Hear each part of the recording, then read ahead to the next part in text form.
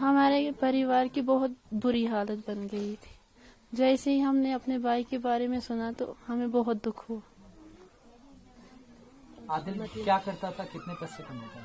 यही दिन का 300 रुपया कमा लेता था। और क्या काम करता था? यही घोड़े चलाता था, मजदूरी करता था। कई लोग बता रहे हैं कि उस दिन आपकी बड़ी बहन ने मना किया आदिल को कि मत जाओ। जी, बोलने लगा कि आज जाऊंगा, मुझ में इतनी हिम्मत ही नहीं है काम करने की। आज जाऊंगा, कल घर बैठूंगा, कल नहीं जाऊंगा। जब हमने सुना तो वो अपनी जान ही खो बैठा। तो फिर परिवार को अब आप कैसे संभाल रही हैं? आदिल अब आपके बीच में नहीं है, लेकिन उसने उस कश्मीरियत को जिंदा रखा है। उसने उन 25 लोगों की जान जाने के बाद अपनी जान देकर के उन आतंकियों की बंदूक छीनने की कोशिश की, जैसी बात निकल करके सामने आ रही है, ताकि वो और लोगों को न मार सके। वो पता नहीं है कि वो कौन थे, क्या थे, किन्होंने मारा उसको। लेकिन हाँ, सुनने में ये आता है कि वो बंदूक छीन रहा था तो उसको किसी ने गोली मार दी। 3 गोलियां उसके सीने में लगी, एक उसकी गले में लगी। जी। कहाँ कहाँ गोलियां लगी थी? शायद एक यहाँ पे लगी थी, एक यहाँ और एक यहाँ पे लगी थी। 3 गोलियां लगी थी उसको। जी। माता पिता को आप कैसे संभाल रही हैं? कैसे संभालूं, अब क्या करूं, अब संभालना ही। इन आतंकियों के लिए क्या कहना चाहेंगी जिन्होंने आपके भाई को आपसे छीन लिया? इनको भी ऐसे ही होना चाहिए जैसे मेरे भाई को किया। इन लोगों ने 3 गोलियां मारी, क्या करेंगे?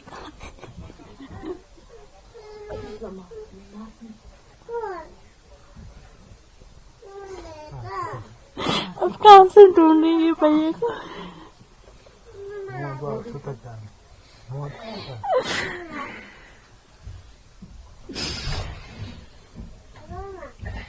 बहुत प्यार करता था वो मेरे से। जब कहीं निकलता था तो पहले मुझे बुलाता था, असमत मैं जाऊंगा, ये करूंगा, वो करूंगा, कुछ लाना है आपके लिए, बच्चे कहाँ हैं, बच्चों को दिखाए, ये करेंगे, वो करूंगा, बच्चों के लिए कुछ लाऊंगा। अब कौन ला के देगा हम लोगों को? क्या करूं? और ये एक बंदा था जिड़ा मेरे लिए कमा कांदा, और कौन था? क्या करूं हम? ए भी बूढ़ा, मैं भी बूढ़ी, ये बीमार था, इसको आशा दवा शवा आन का देना, क्या करा? और कौन आनसी, कौन देसी? ओ ये कमा कर दिन को 300, रात को चावल शावल आंदा से था खेन जैसे, क्या करा? बड़ा बेटा हुई था, और क्या करा? आदिल आपका सबसे बड़ा बेटा था। बड़ा बेटा। वो उन आतंकियों से उनकी बंदूक छीन रहा था। वो जब उनकी जान बचेंदा था तो अपनी जान देगा, क्या करूं? वो भी हमारे भाई थे, तो वो भी हमारे भाई थे, क्या करूं? आदिल वो कश्मीरी है जिसने कश्मीरियत को जिंदा रखा। उन तमाम लोगों के बीच में वो उन आतंकियों से लड़ रहा था ताकि वो उनकी जान बचा सके। हाँ, उसकी आपको कैसे खबर मिली कि आपका बेटा अब इस दुनिया में नहीं रहा? असा को खबर मिली, फोन कर फोन ही नचाया का। शाम को 10 बजे पता लगा जो उसमें गोली आ गई। हमें कम से कम 6 बजे पूरी ये खबर मिली, जब हमारे बेटा और मेरे चचेरे भाई वहाँ पहलगाम में गए, हॉस्पिटल में गए, और वहाँ से इन्होंने देखा तो वहाँ तब हमको खबर मिली कि ये अब इस दुनिया में नहीं रहे। उन्होंने बोला हमको, जो यहाँ से उधर इसको ढूंढने के लिए गए थे। आप परिवार के सबसे बड़े हैं। हाँ जी। आपका बेटा इस पूरे परिवार को चलाता था, अब वो आपके बीच में नहीं है, कैसे संभाल रहे हैं आप अपने परिवार को? अभी बाद में देखेंगे क्या होगा। अभी इसी गांव में हम मुब्तला है, यही गांव है, अभी यही परेशानी है। देखेंगे बाद में क्या होगा। अगर कोई इंसाफ मिला या कोई न कोई बहाना मिला तो कुछ होगा। आदिल इंशाअल्लाह इतना बहादुर था कि वो जब आतंकी अंधाधुंध गोलियां चला रहे थे, कश्मीरियत को शर्मसार कर रहे थे, तब आपका बेटा आदिल उनकी बंदूकें छीन रहा था, उन बुज़दिलों से लड़ रहा था। क्या कहेंगे अपने बेटे की शहादत के बारे में? बहुत फक्र है, बहुत फक्र है उसकी शहादत पे।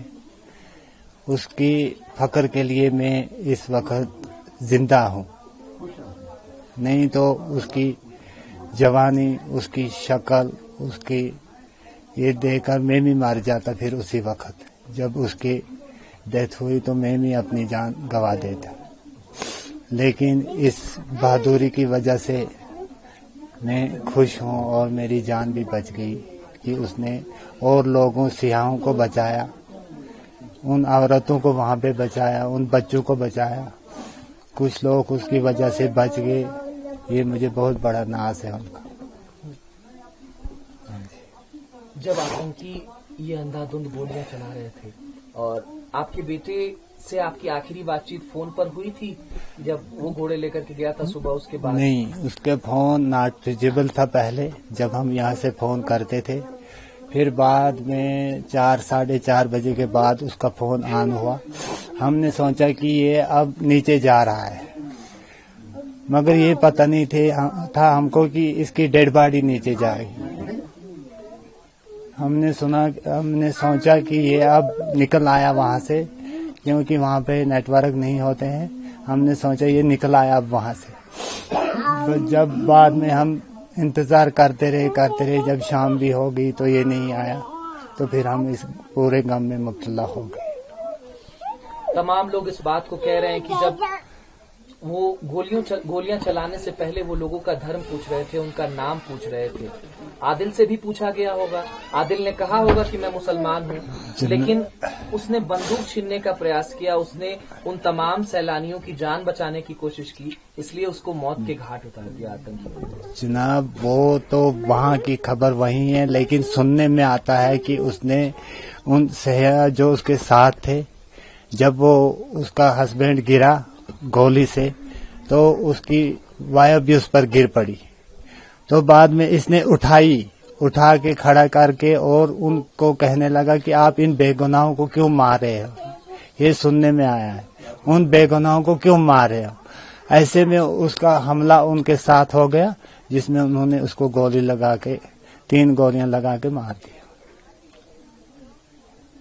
ये जो लॉन्च पैड्स हैं पाकिस्तान में, जहां से ये नापाक हरकतें निकल करके सामने आती हैं, हिंदुस्तान के माथे कश्मीर को छलनी करने का प्रयास करते हैं, आप जैसे पिता और माता जी की कोख को सूनी करने का प्रयास ये आतंकवादी करते हैं। इन आतंकियों पर क्या कार्रवाई होनी चाहिए, आपकी सरकार से क्या मांग है? ऐसी मांग है कि ऐसी इनकी कार्रवाई करनी चाहिए, जैसे हमारे बच्चे पर इन्होंने कुछ नहीं देखा तो हम उन पर क्या देखेंगे।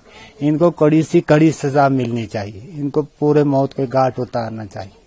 जब हम यहाँ से गए, फिर आदिल की जो बॉडी है रिकवर करने हम श्रीनगर पहुंचे, वहाँ पे एक लेडी थी, टूरिस्ट लेडी थी, तो वो वहाँ पे बहुत ज्यादा रो रही थी। तो मैंने उनको बोला सिस्टर कोई बात नहीं है, मेरा भी भाई है इसमें, मेरे भी भाई की डेड बॉडी है। तो फिर उसने बोला कि मतलब मेरे पापा हैं। तो फिर उसने बोला कि जो सिविल एक मरा है वो आपका भाई है। मैंने बोला हाँ वो मेरा भाई है। तो वो बोलने लगी, उनके बोलने से, हालांकि मैं प्रेजेंट वहाँ पे नहीं था, उनके बोलने से मैंने ये सुना कि वो बोलने लगी कि जब वहाँ पे गोलियां चली तो वहाँ पे जब मेरे बाप को जो है सर में शॉट आया, वो नीचे गिरा, मैं उनके पीछे गिरी उनको बचाने के चक्कर में। तो ये एक लड़का है जो वहां से मतलब भाग के आया और इसने मुझे बाजू से पकड़ा और वहां से निकालने की कोशिश की।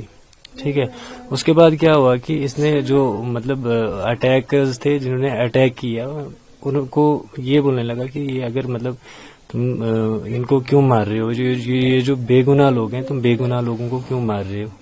उस वजह से फिर क्या है कि उन्होंने उसके सीने में 3 गोलियां मारी थी। मैंने खुद देखा, एक उसके यहाँ पे गोली लगी थी, एक यहाँ पे, एक यहाँ पे, और उसकी जो ये बाजू है, ये पूरी जो है ना मतलब बाजू खत्म हुई थी।